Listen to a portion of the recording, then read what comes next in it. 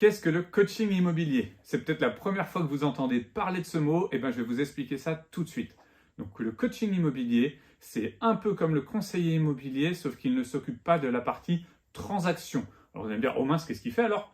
Eh ben il est là pour aider d'abord le vendeur. Donc la plupart des coachs immobiliers sont faits pour les vendeurs. C'est-à-dire que le vendeur nous contacte, on va les voir et on leur donne tout notre savoir. C'est-à-dire on va leur expliquer comment faire une annonce, comment faire une visite, comment présenter le bien. Mais on ne va pas faire que ça. On va aussi être là pour les aider à mettre en valeur leur bien, donc à bouger peut-être des meubles, à décorer, savoir s'il y a des travaux à faire. On va être là pour faire nous-mêmes les photos professionnelles, leur proposer des visites virtuelles, proposer tout un tas de services, tout un panel à la carte qu'ils vont pouvoir avoir, et aussi en même temps pouvoir leur donner des budgets différents.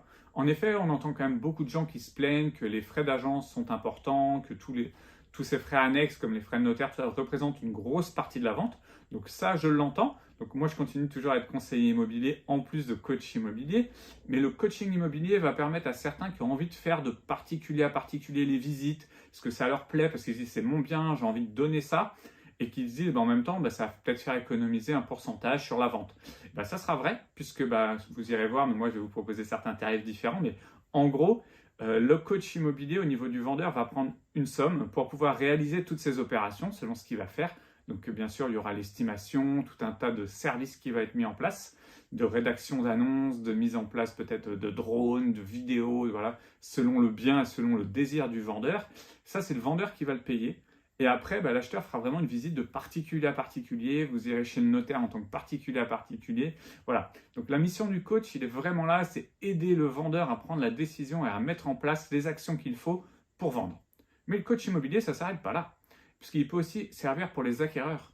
Certains acquéreurs ont besoin juste d'un conseiller immobilier pour y aller. D'autres préfèrent avoir un chasseur d'appartements, c'est-à-dire quelqu'un qui va vraiment rechercher des biens pour lui avec un mandat de recherche exclusif ou autre.